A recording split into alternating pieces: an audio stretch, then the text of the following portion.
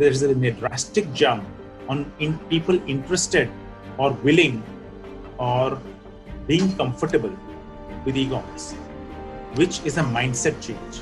And that is how you will see the difference pan out. What demonetization did to, say, Paytm or digital money, this is what lockdown has done to e-commerce. Kumar, like millions of business owners in India, had to shut his electronic stores as India was imposed under the world's strictest lockdown to check the pandemic. But when he reopened after curbs were eased, Kumar knew that footfalls would be thin.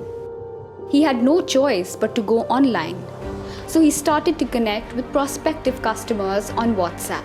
He used video chat to showcase products and answer queries as most of his customers wanted online demos.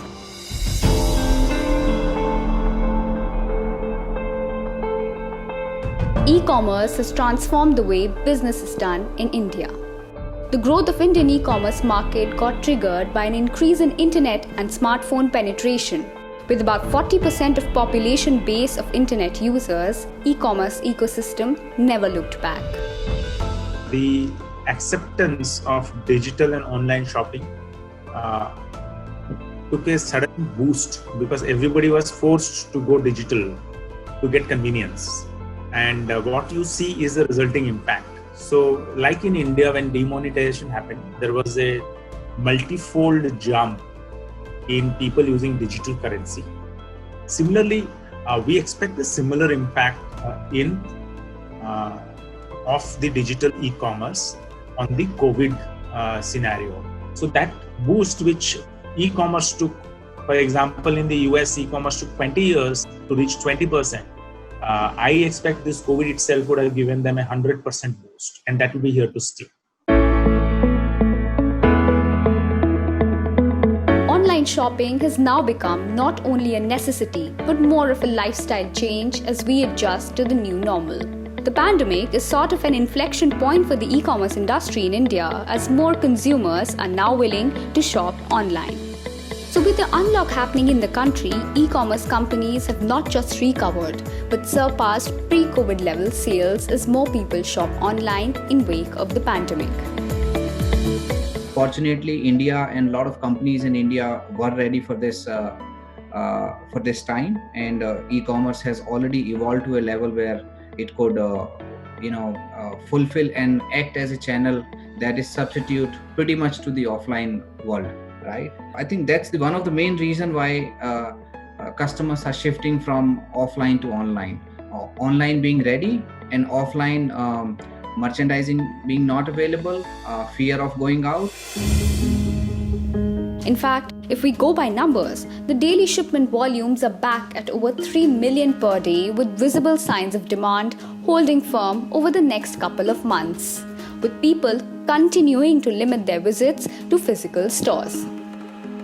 For instance, the giant platforms like the Amazon India, Flipkart are seeing about 120 to 140% growth in their shipments, surpassing their January-February numbers. So this shows that the pandemic has accelerated the adoption of online shopping in India. In fact, reports claim that the pandemic is expected to help uplift India's e-commerce market almost threefold to around 85 billion by 2024. And some experts say that the market opportunities for online e-commerce in the country is expected to touch about $200 billion by 2028 from the mere $30 billion in 2018. Ferns and Petals, India's leading flower and gifting company, which has its presence both online and offline, has witnessed an exceptional growth in its online sales, and they project the same for the future. Pre-COVID time the ratio was 55 to 45, and obviously ever since this lockdown happened, the consumer base has shifted. So while retail sales have gone down by 50%, online sales have picked up by 50%. So there's a lot of growth that we are seeing online. I see a very, very strong trend at least till next March, and that consumer will be online, because this is not going to become normal that you go out there in any mall for any any particular day. That's not going to happen very soon, right?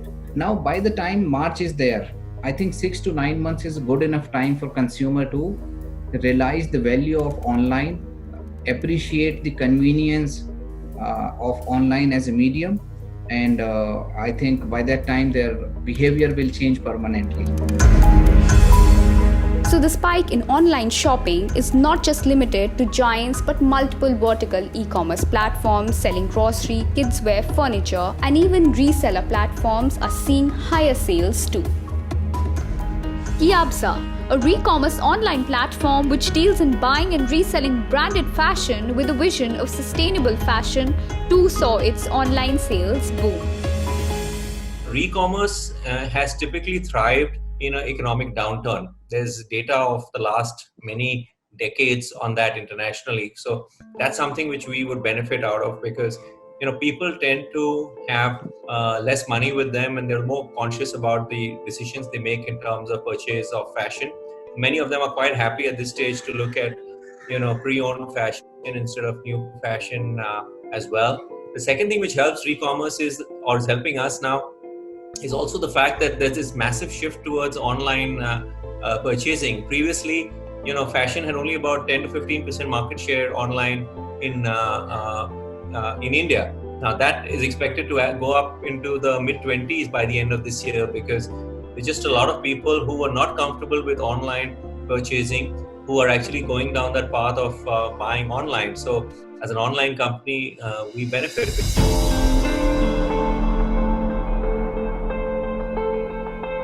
So the experts say that the bounce back is not only due to the existing customers transacting more or buying across more categories, but also due to a new set of users transacting online.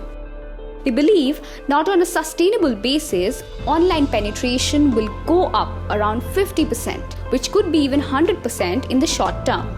In fact, in a lot of categories, there will be a 40 to 45% spike in consumers who will stay on post-COVID-19. So we can see a new shift towards online shopping with an upward of 3 million shipments daily. Therefore, to sustain the supply chain, logistics provider e-commerce is likely to add about 7,000 employees to its kitty. Similarly, to sustain the demand and pile stocks, warehousing space industry is in high demand and is likely to boom due to the correlation between the two industries. We have a warehousing space in India in top 8 cities close to 220 million square feet by the end of June or May-June as such. What we are projecting that this number is expected to grow at almost double to close to 375 to 400 million square feet by 2023. There's a lot of requirement in almost all the e-commerce spaces, all the e-commerce companies. As I told you, right now the demand is more than the supply. It's currently close to 3 million square feet of temporary warehousing spaces are floating in the market, which is about, okay, I need a space, I need to cater to this requirement, 6 months, give me on rent. So anybody who has a warehouse of 100 square feet, for example, say, and 50 square feet is not using, they will typically also rent it out for them. So India's fast-moving consumer good companies, both big and small, that have for years built expansive distribution networks through kirana shops and supermarkets believe that COVID-19 lockdown has definitely given a flip to online sales as shoppers are stuck at home turned to buying essentials on the internet. The kirana shops have emerged as kings in these times. But with social distancing coming into play, the kirana shops had no choice but to instantly digitize themselves. SnapBiz, which is a technology provider, is transforming the traditional kirana stores into virtual supermarkets, giving them a competitive edge in the current environment to make them more profitable and spread their reach online. Kirana stores independent stores do realize that this is their moment of truth to either become bigger or to become small. So there is a transformation that is happening, and these people have been extremely nimble-footed in making this change. the amount of growth that we have seen in the last 2 months in our activities is probably more than what we cumulatively achieved over the last 12 to 18 months. They have all gone online. Their business has grown by 40%. They have increased the new number. They have acquired new customers, as many as 18 to 35% new customers, depending on the stores. Their gross margins have improved a little bit. Technology has played a very vital role in this, in both the demand side and the supply side of business.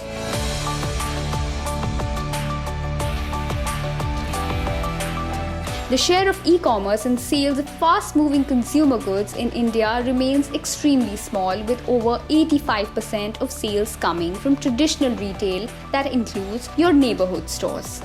Online sales were a mere 2.8% of the overall sales of FMCG companies in the first quarter of 2020. However, the market took a U-turn and changed the game for the industry. The Indian online grocery market is likely to exceed sales of $3 billion in 2020, which would be a substantial jump of over 76% from the previous year.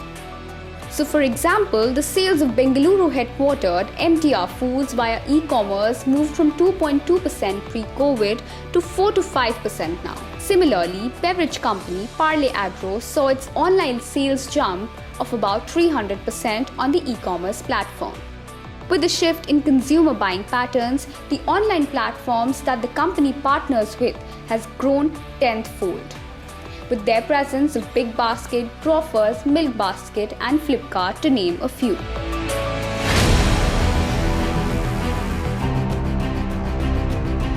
Beauty & Co., an Indian premium skincare brand which has its presence across all online platforms, is registering high sales volume, and its CEO believes that it is the best time for small businesses to move to online. Any small businesses or anybody who wants to start a new business or grow online, this is the right time, because there were days when you wanted to launch your own brand, but distributors were not ready, retailers were not ready, people were not ready to invest in your brand in terms of taking a distribution, retailers were not ready to pay you advance for the stocks they were taking. But today, the level at which e-commerce is, the Nykas, the Amazons, the Flipkarts have created a new ecosystem for small, medium players to a next big level. It only takes a few clicks for you to get registered on an Amazon or a Flipkart or a Nykaa, list your product and start selling. Micro, small and medium enterprises and brands that are part of Amazon's global selling program have crossed $2 billion in cumulative exports, which has helped MSMEs sustain their export business and in turn supported hundreds of families amid COVID-19. Also, Amazon is driving a key mission, which is to enable local shops all across the country to sell online, supporting them with the required technology and training, among others. This paradigm shift, one, it is an imperative for the retailer. Second, it is an imperative for the consumer as well. Omni-channel will become the way of life. And every player, whether it is a Kirana guy or an apparel brand or an XYZ brand who is selling XYZ products, is going to go online. Online is imperative. Today, we can see a majority of the shift moving towards the online part, because what COVID-19 has done is it has made a tremendous impact in the consumer behavior as far as the digital transformation is concerned. So experts believe that COVID-19 is likely to do to e-commerce what demonetization did to digital payments. The future of e-commerce will definitely unfold. However, it won't completely take away the regular retail in wake of the experience it provides, as the Indian retail industry, which is estimated to be worth around 800 billion but has penetration of e-commerce of only 4% in the country, indicates a big headroom for growth.